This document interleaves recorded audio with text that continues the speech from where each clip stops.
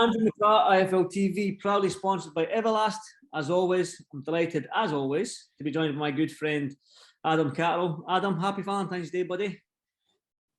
I thought it was weird that you were texting me on Valentine's Day. Happy Valentine's Day to you as well, my friend. It's good to have the lovers back together talking about the sweet science. Listen, talk about the sweet science, but you done that little interview with Umar, man. I felt heartbroken a little bit. I'm going to be honest, I felt dirty after it. You know, he sideswiped me at a press conference. He just said, "Can you jump on?" I even pointed out right at the start. I said, "I don't do interviews, you.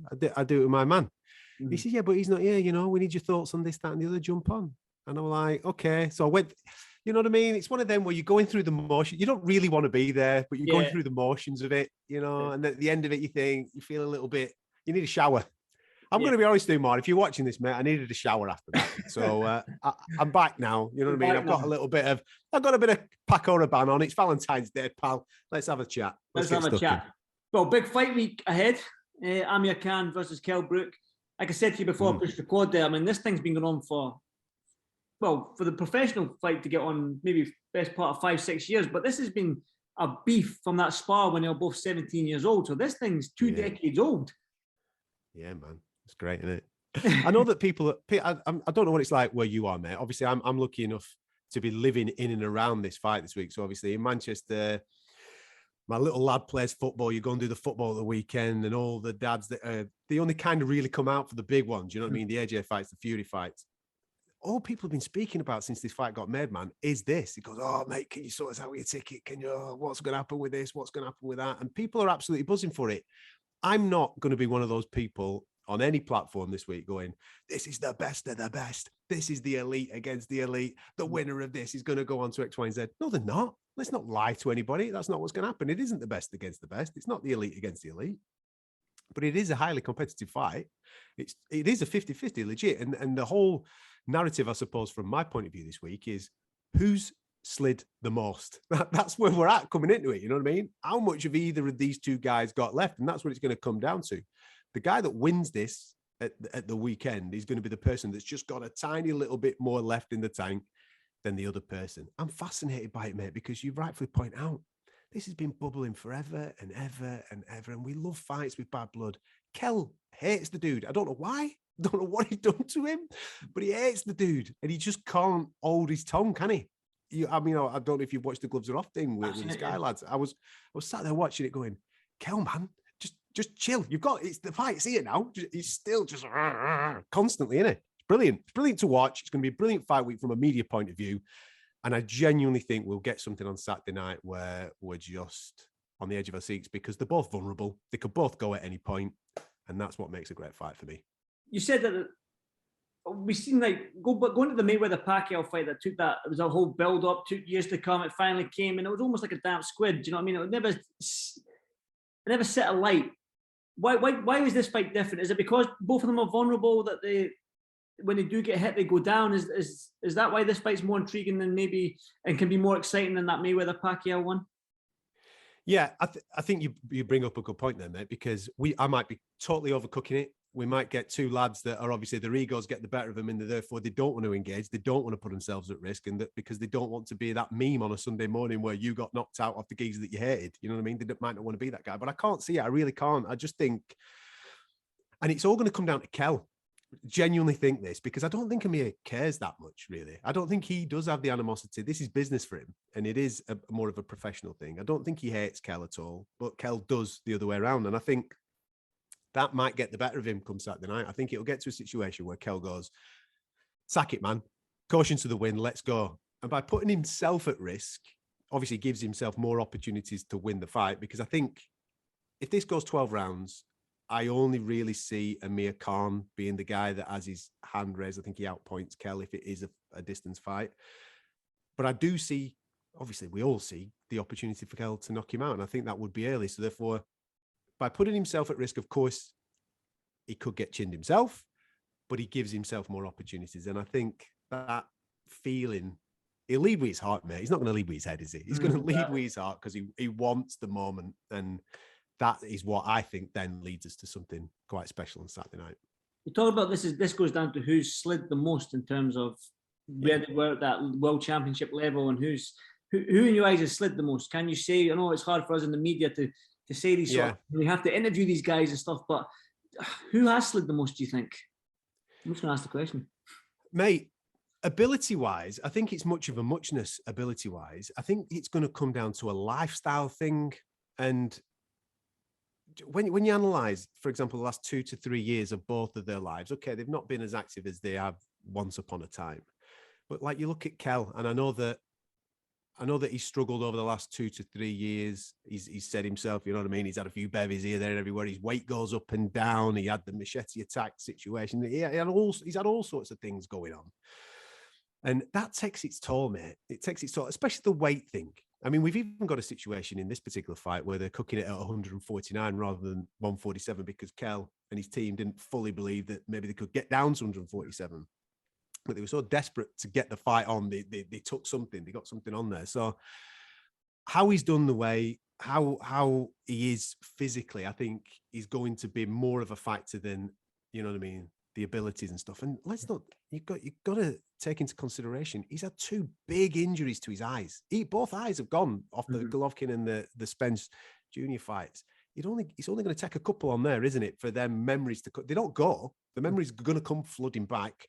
And it's no secret that if you clip Amir, you can get him in trouble. I mean, we've seen even on that little comeback that he had. Was it Le Greco or somebody had? Was it the Vargas one? It was one. There was one in Birmingham where he ended up ending on his backside, or one in Liverpool. One of them anyway. Le Greco, yeah. So vulnerabilities regarding ability is probably not where I'm looking at. It's more about the physical attributes of it. And I just think that weight situation where Kell's up, down, up, down, up, down. I mean, I've stood next to Kell sometimes. I'm thinking, you could probably do super middle, mate. You know what I mean? You're a big lad. So how he does the weight, if he's done the weight right, he gives himself obviously more of an opportunity. But I just feel that then plays for a really short fight for Kell. I just think that he's got the first half of the fight to get Amir out of there. And if it's 6, 7, 8, 9, I can only see Amir taking over because the way that he leads his life, he's not a drinker, is he? He's not out there partying and blowing up in weight. He's always been very similar where he's at. So I just think the physical aspect of it will probably be where I'm at when I'm talking about the slide. I read somewhere as well, and I saw somewhere that they were talking about the better resume and who's fought who. But if you look at them, one's fought Canelo, one's fought Golovkin. They both fought Terence Crawford. One's beat Marcus Maidana when he was an absolute animal. One's beat Sean Porter out in the US to win. But I mean, the resumes are almost the same, really. They both took the good, hard fights when they've came to them. And they both made mistakes, mate, because let's be straight. Amir should never have been in with Canelo at 160.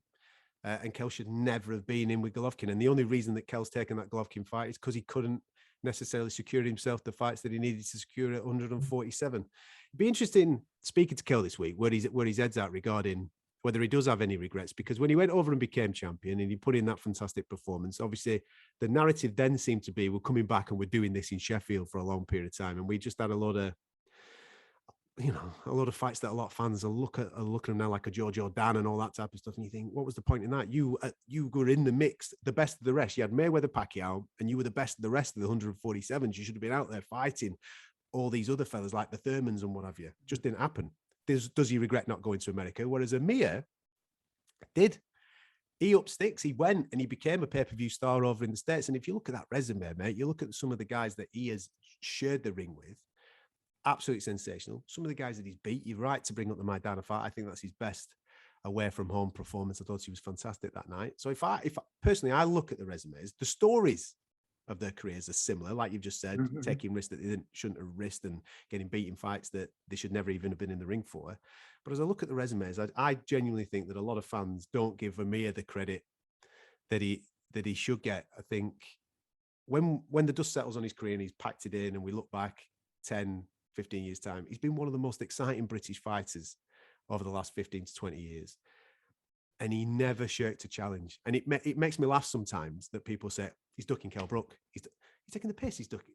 Look who he's getting in with. He ain't ducking anybody. It's just that he genuinely thinks, and I've heard him say this on a couple of occasions, he genuinely thinks that Kell Brook was below him. And maybe that's where this bad blood comes from, because that pissed Kell off, hasn't it? Kell's like going, I'm not below you. I'm the welterweight champion. Let's get at it. We're getting it. We're getting it this weekend. And I know you keep your ear to the ground when it comes to the fight game. So this sparring, what have you heard about this sparring? Have you heard anything on what? I mean, Kell obviously said that he put Khan head over heels, and Khan said that he got the better of the sparring and stuff like that. What have you heard? Mate, they were babies, man. It was back in the day, wasn't it? When it happened. I mean, it's funny. Sparring stories are funny, mate, because everybody has an interpretation of certain things, don't they? You speak to him and he goes, mate, I boxed his ears off, schooled him, danced around him, all this type of stuff. And you can believe that, especially at that age. People forget how good Amir was at 17 years of age to be, going over to the Olympics and picking up a silver medal and kind of being part of the catalyst of what we're experiencing now with our Olympians. So you can believe that. Can you believe that Kell put him over? Yeah. You can believe both sides of the story. I just find it funny that so much credence is put on something that happened such a long time ago. I'm thinking, lads, talk all the talk that you want to talk, right? Saturday night, you're doing it in public. So therefore, you're kind of leaving it not for anybody's interpretation. We're all going to see ourselves what the crack is come Saturday night. Regarding what I heard, exactly what you've heard, mate. I've heard one side say this happened and one side have said that this happened. Saturday night, we'll find out the truth, won't we? There you go. Where does the winner go then? Where does the loser go? Obviously, the loser's probably, this is going to be their last fight, probably. Highly likely it'll be their last fight because they're both, 35, 34 years old, I believe. But where does the winner go? Does he set himself up for another big fight at 154, 147, or does he retire too? He's won the fight that they've all wanted to see. He can say, right, that's me. I'm going out on a win. So where do you believe that the winner and loser go? You know what these people are like, man. It never leaves them, does it? They always get a little bit giddy. For me, this is it for both dudes. Whatever happens in the fight, I mean, let's say they give us an absolute firecracker. It's a brilliant fight. It goes the distance. We have a split decision. They'll probably go again. They'll probably go again. But if that doesn't happen and there's a definitive winner, I'm more than happy with both guys there. We've settled it. Bit of an handshake. Well done, you. Well done, me. Thank you very much, everybody. We're off into the sunset and we're cracking on. But I've got a funny feeling that won't be the case. I think it will be the case for the loser. I think there's no point in carrying on off the back of that because you kind of quashed the thing that was bugging you for a long period of time. I think the winner then might get giddy and we might then see a chunk of money thrown at a fight with someone like a Conor Benn or something like that. I think that's bad for either of the dudes that come out of this fight at the weekend, but I can see that passing of the torch type of fight, and especially with the amount of finances that it would probably generate, because let's be straight, both of these guys are, even though they're not the premier welterweights in the country at the moment, they're still the premier names. They're still the guys that sell the tickets, aren't they? And that obviously brings in the finances, which then could catapult Conor Benn to whatever level he's going to. So I can see that. Title fights, come on, man. Nah. None of that craziness is happening, but they sell a ticket. So who knows?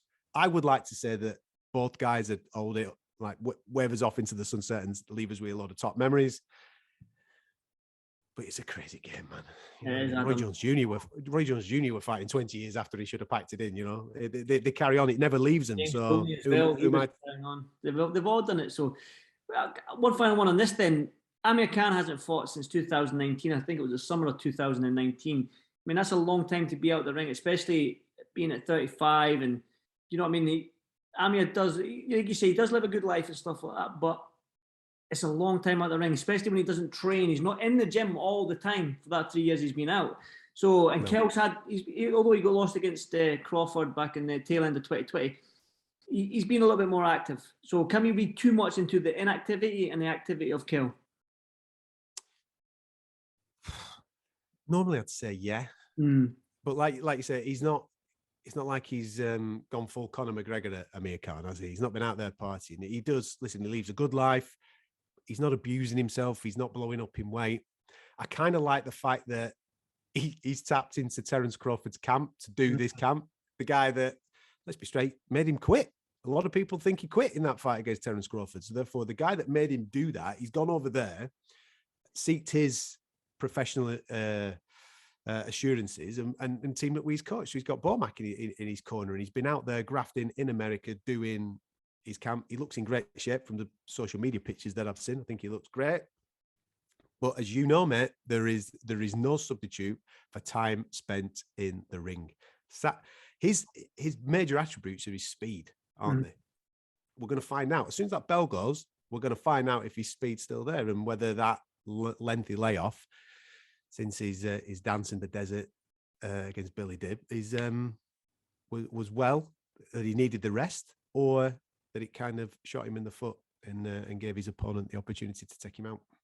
Well, Adam, it's an exciting fight week. No doubt you'll be there doing your thing, working hard as always. I'm disappointed that you're not in Manchester, son. I thought this was our time. My missus is due next week. More priorities, man. Priorities. I'm actually going to be. I'm actually. There's more important things than sometimes in boxing. Believe it or not, you know what I mean. So I'm actually going to. I was aware. Are you? People are obviously tuning in for boxing chat here now, but we're taking this off on a tangent. Are you a down the deep end type of guy, or are you at the top end holding the hand like vibes?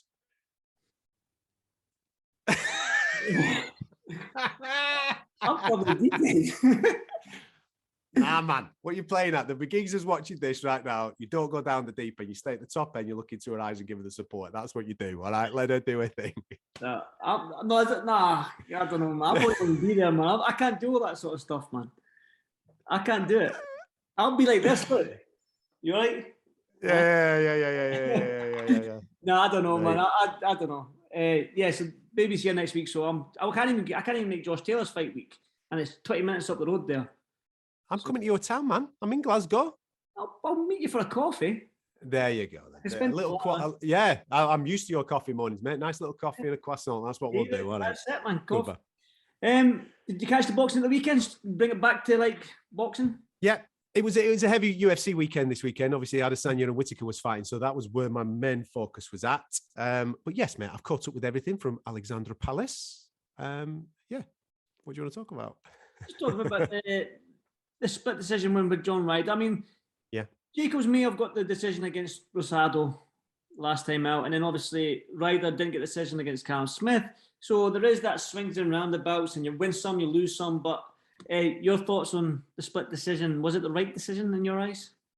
No, and to be fair, I kind of don't like that narrative of, well, you know, he had a bad one against this guy, so therefore this is kind of odd. No, it's not. Listen, shit judging at the end of the day. And that's what we need to sort out first and foremost. And one thing that I just want to reiterate as well to people watching this, we've got to remind everybody, Marcus McDonald, the British judge, gave this to Jacobs. And in my opinion, that's the correct decision. Jacobs won the fight. You've got an American judge and a geezer from Monaco that gave the fight in favor of John Ryder. So we have a split decision situation, which I completely don't agree with. And I don't agree with the rhetoric of saying, well, he's had some bad ones in the past, so therefore he's owed this one. No, he's not. It's a separate situation. So I think there needs to be a better reaction to that particular moment. I was upset a little bit that, yeah, okay, we all love John Ryder. Anybody that's interviewed John Ryder, what a geezer, man. He's a top bloke. You want him, of course, you want him to have the look. You want him to get a little bit of a rub of the green. I want him to get a massive payday and all those types of things. And I want him to have a wonderful, successful career. But if he hasn't won the fight, let's say that he hasn't won the fight. There's no need to, brush over it and say, well, he's probably owed this one. No, he's not. He's not. He did the minutes that we had there. He did not win those minutes. Even like on the broadcast, I was watching the broadcast, and I think it was Gabe Rosado that was doing the card. Gabe Rosado, I think he split the first round and then he had it 6-0 or 5-1 split after 6. My card was very similar to that. I could make an argument that it was 6-0 halfway through because Ryder just didn't get into it. And then 7, 8, and 9, he does get into it. So on my card, I'm thinking to myself, John Ryder needs a knockdown in order to win the fight. He could nick a draw here. Now, there's moments in the second half of that fight. Nobody can tell me in the second half of that fight that Daniel Jacobs does not win one round. He does. He does win. He does win at least one round in that last 6. So therefore, having a 2-round advantage to John Ryder on 2 of the cards, it just didn't sit right, mate. It didn't sit right. And the reaction to it didn't sit right with me. I wish him all the best because I think he's a top geezer. But the fact is, in my opinion, he did not win that fight at the weekend. And I feel for Danny Jacobs because this is another thing as well. He's at a certain stage of his career now where he needs wins in order to get himself to whatever level he wants to get to. All last week he was talking about becoming a multi-weight world champion. He wants to get to the top table once again. The fact is, people look at the paper. They don't look at the actual fact of the fight, what actually played out in the fight. They look at the paper and they go, "Oh, he went to England and lost against who's John Ryder? John Ryder's never been a world champion. Danny Jacobs has gone." Well, no, he hasn't. There was moments in there that Danny Jacobs showed that there's still a bit there for Danny Jacobs. He got a shitty decision. And is that right, that now his career won't necessarily maybe get the opportunities that he probably deserved? And that goes for John Ryder as well off the back of the Callum Smith fight. It's happened to him. I get that it's happened to him, but I'm just saying 2 wrongs don't make a right. And we should judge this as an individual situation. For me, rematch. Forget this chat about Canelo. Yeah. Rematch it. Put them back in the ring together again and let's settle it. Once that's settled, then you can move forward. Well, the rematch would, I think both of them will probably think, well, we've got to, like that's around 7, 8, and 9. They've got to step up the gas a little bit rather than be a little bit cagey. And we might be in for a little bit more of a fun fight. Just to break down the rest of the card quickly, obviously, Felix Cash, the knockdowns. I mean, what a hard man Felix is, man. I mean, Madiev was solid, and they were heavy knockdowns, but game fight, done the right thing, holding on, very, very old school and intelligent in terms of trying to recover the holds and stuff. But what a fight, and big Johnny Fisher and Ellie Scotney. So it was good to see them on the card as well. Yeah, from a Felix Cash point of view, mate, I'm a massive fan of his. I think he's mustard, and I think he is ready for that European championship shot. And I hope he gets that against the Italian lad who seems to have been inactive for God knows how long since he won that title. Hopefully Felix gets that. And I was more impressed actually with what I saw from him on Saturday night because of the year that he's had. Well, everybody knows the situation. He's had an absolute horrific year, personal tragedy.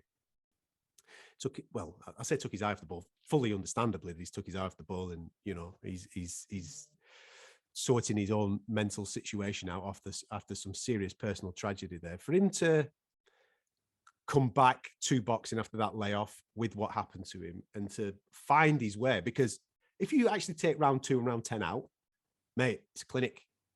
He's brilliant at times. You're watching him going, "Oh, Felix, mate, this is beautiful to watch, pal. Really good, really good."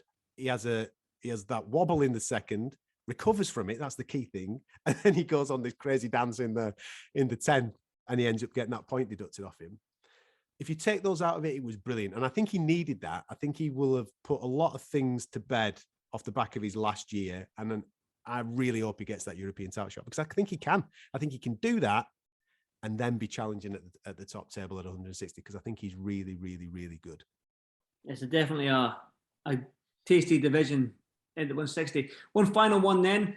Have to get your thoughts on this, because we always talk about these big guys, the big men, Tyson Fury, Dillian Whyte. Tyson Fury said that he signed his contract. We've not heard a peep from Dillian. And it sounds like he hasn't signed his side of the bargain. He hasn't signed his contract yet, but he's got until the 19th, which is Saturday, to sign it. I mean, anyway, what's your thoughts? Joseph, right at the start of this, obviously Dillian's a very vocal dude. So right at the start of all this, I was concerned. I was like going, this is not like Dillian to not be saying X, Y, and Z. And we know what's going on with the WBC and the arbitration, all this. Maybe just keeping him, his powder dry because certain things are being played out and what have you. But the more it goes on, the more he doesn't say anything, the more I like it, mate. The more I'm sat here going, this feels like a bit of a Bond villain type thing. You know what I mean? The bad guy against Batman. That's what it feels like. I kind of like the intrigue of it, because more and more people are talking about it. Dillian's silence. It's making randomly. It shouldn't do, because people being vocal gets you more involved in something, doesn't it? Him not being vocal has got me more interested in the situation. I fully anticipate this fight to happen. Fully anticipate it, because why would it not? This is it. This is the moment that he wanted. I get there might be discrepancies with purse splits and the finances of this, but the fight is the fight that he wanted. He wants the WBC championship and he wants Tyson Fury. And to do it, we're being told, at Wembley in front of that amount of people, is just a phenomenal opportunity. So, mate, he'll leave it to the last minute. He ain't this is the thing. He ain't going to dance. You've met Dillian a million times, right? He ain't dancing to anybody else's tune. Tyson's doing Tyson. Tyson's brilliant at doing Tyson. We're all invested in that. There's loads of other people on the periphery of this that are obviously included in this fight that are chatting loads of stuff. Let them chat. It's between the two guys at the end of the day. Tyson's doing his thing. Dillian stays silent and got us all interested. He'll leave it till the very last minute. It'll go in. We'll get the fight announced. And then fully expect when you get in press conferences and stuff, Dillian not to participate. He'll just do his own thing.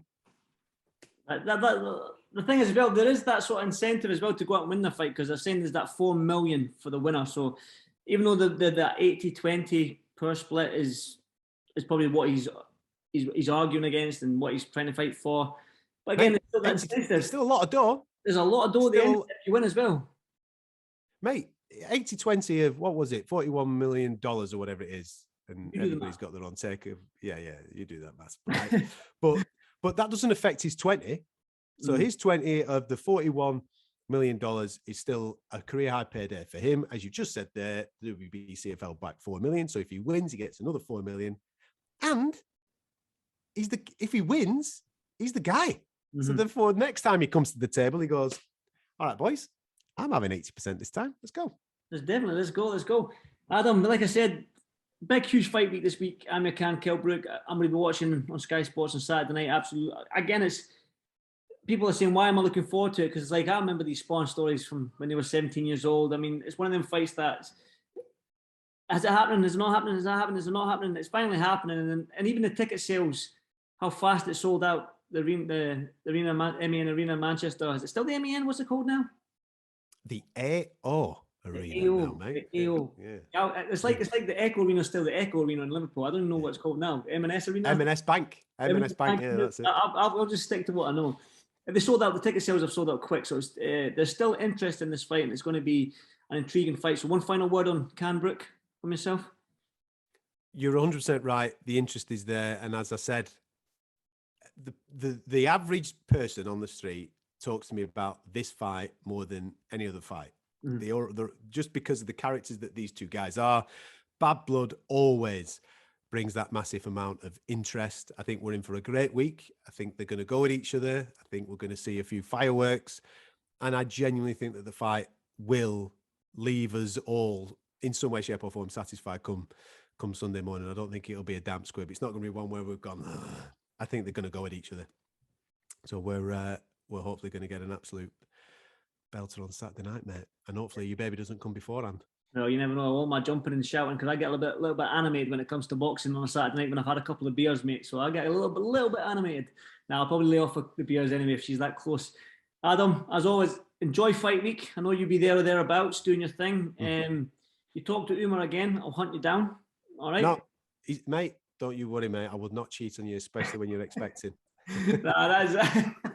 Adam, listen, you have a brilliant day, mate, and enjoy fight week, like I said, man. Smash it as always, and I'll speak to you soon, brother. Talk, man, mate. Thank you, buddy. Cheers, Adam. Thank you.